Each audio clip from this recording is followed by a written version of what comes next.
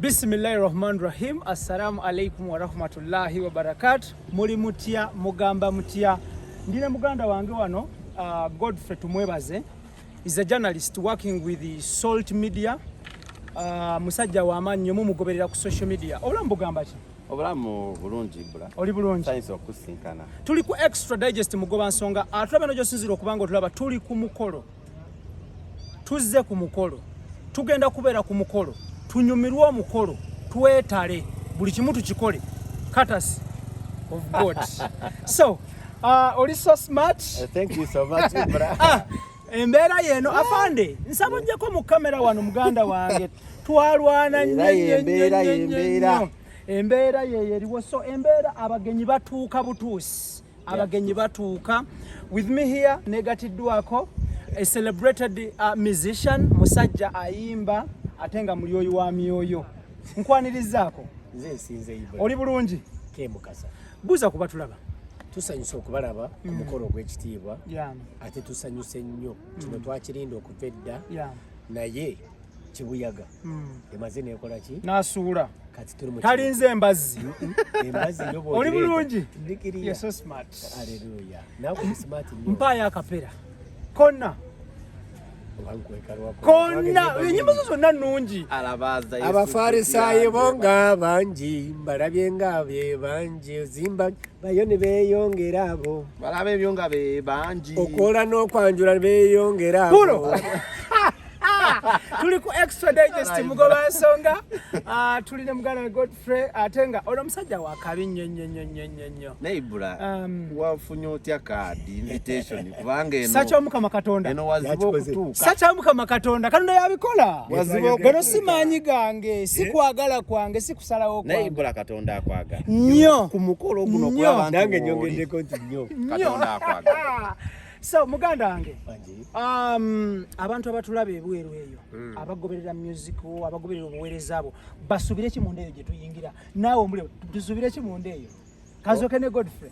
Okay. Abatulaba extra digest mugoba nsonga bakutumirako omusajja gwe bayita mugoya Daniel. Daniel. Yeah. Abatulaba wano wetuyimiridde IBRAH tetunatuuka munda era ndaba wakyaliwo still distance okuva wano okutuuka munda. So nga bwondaba nga bwenkulaba nga bwe tulaba afande teri amanyi kiri munda.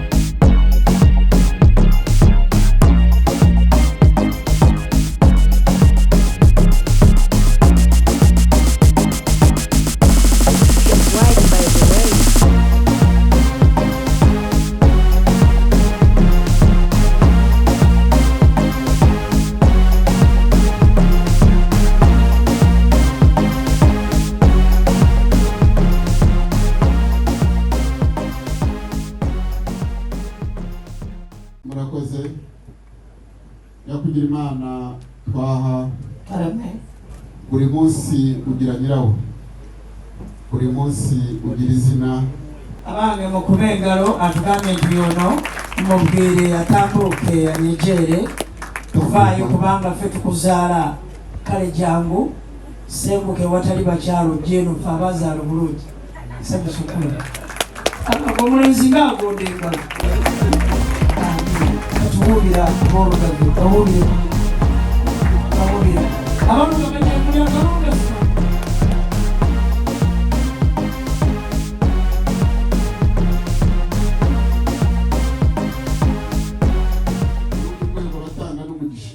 katolo tufunye omukisa cyane abange buli ali wano ng'owanise omukono tozinaaba zifunye omukisa kubanga ono musumba akati ulamu maayo n'omuhungu wange namuguhaye rwose mayundi umwe umulinda abandi bisubirire kakati mutabale ogenda kutambula bwoti n'akukulembedde mutuuke wali wolengera akasero kali akalimu ebimuli ako wansi ate mukyuke mukomewo eno mumubiri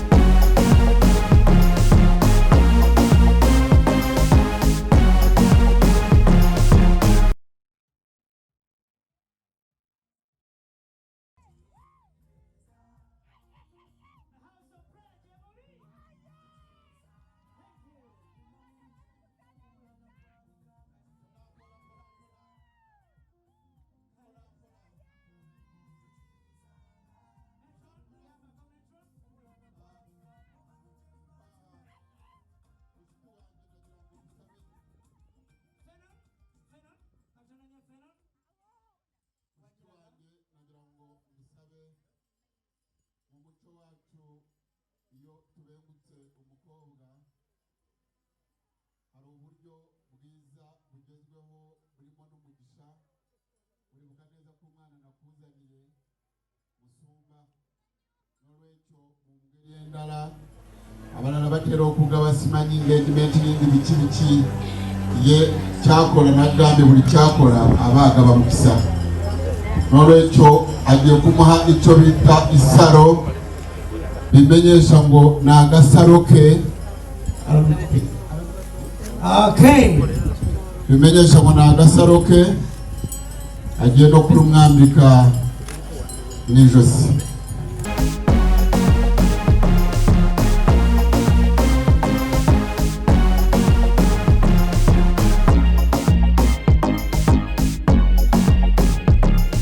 kugira ngo mwereke yuko mu by'ukuri umukobwa wawe ari twe bakwe bawe ari twe tumushaka.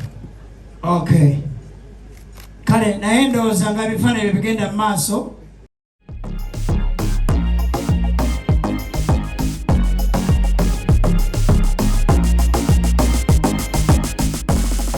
ira ukuri ubikurikiranye banza utanga iki cy'uru ruhande. Susan ekyamazima abaana bawala balese message yamanyi nawe mukakane banyina babugingo mukakane mwenna bagenda kusooka bakuwa ekimuli kino ekya side eno nga baleese obubaka bwa mwami bugingo gy'oli n'oluvannyuma waliwo ekirabo ekirala ekiva ate mu bazadde ekiri blessing ate gy'oli Nolwekyo leka basooke na kino mutangi kyo ngikyo n'obwikyo mutakivugiraho byinshi. Manyi abantu abayivu teboogera bingi ate batandika okukulaga nti omubadde mu musaayi. Ekyo kyeraga teboogera bingi. Amiina. N'oluvannyuma Jean bagwe microphone ogabe ekirabo ky'abazadde. Okay. Uyunguyire kavuge sister side eno kimuli ekyo kyemugaba. Okay. Hanyuma unavuge ubutumwa bugiherekeje. Bakusiimye olw'okulera omwana wate n'omulera bulungi. Suzanne ni inshuti yanjye ntabwo ibyo bari mu kazi bihari ntabwo iwacu tujya tubikoresha. Suzanne mukwano gwange nze si mulamu wange ewaffe tetubikola. Suzanne turagukunda. Ffe tukwagala, famire yonna ekwagala. Turagukunda. Tukwagala nnyo. Mushumba urabizi tuvindimwe. Okimanyi Musumba tuzaalibwa naawe. Ariko ikiruta byose mubwira ngo tukwagala nnyo. Umukecuru wanjye yaramubwiye ngo Suzanne mubwire ngo aramukunda. Maama yamutuma n'amugamba nti ajje aleete n'ekirabo ekyo kiva mu bazadde, si kya Jean, ky'abazadde, okutegeeza nti bakwagala nnyo nnyo nnyo nnyo. Uburyo nkundamo Suzanne ni burebure, yatubereye inshuti mu gihe kiruhije. Engeri gy'amwagalamu mpanvu, wenda uhendera utavuga wenda byinshi, ariko bo bamwagala nnyo nga famire, bamwagala nnyo naye ye nga Jean ate ayinamu ak'ensusso. Feno obubaka obuva mu bazadde ab'omusumba obuzanye abantu bano bategeere nti ddala mu butuufu mwamulese Rwanda naye wano waali. Ate era kye nabadde ngamba nkugambye eyo message ebadde ya Jean. Ey'abazadde kati eya taata ye nnyini yeyo gye tugenda okuwulira. Okay. Mpagaze nshimira imiryango yose yabashije kubana natwe kugera kuri uyu munsi. Hari intambwe yatangiye, hari n'indi tugezeho kuri uyu munsi. Mwese ndabashimiye. Kugeza igihe namwe muzagira imiryango. Kale kakati mu kiseera kino saagala kuwanvuya biseera. Profesa ne banno mutatera kulinda ssaawa zino nga temunnalya kyamisana tubeetondera naye tukikoze olw'omukwano gwe mulina ku babiri bano. Nkusoosowaza kuba bano bombi gwe abalezi era Dr. Mungambire nti kati atusonyiwe twali badde twakubadde ekyokulya naye essaawa ndooza yeno ngenda kusaba senga w'abaana omulemere ku Suzanne ne munne Nshuti John. Hari abantu nagusabye kubaherekeza mu nzu mufate ifunguro ahasigaye abundi musigarane nabo twabateguriye naye nga bamukimanyi nti tukkiririza mu Katonda era tukimanyi nti n'ekyokulya kye tugendako Wani ebintu byonna ebituleetse endowooza ekolagana n'omukwano gwabwe saba ow'omukisa ebyokulya n'omukwano gwa Eloges ne Susan mu nnyala Yesu Kristo. Amen.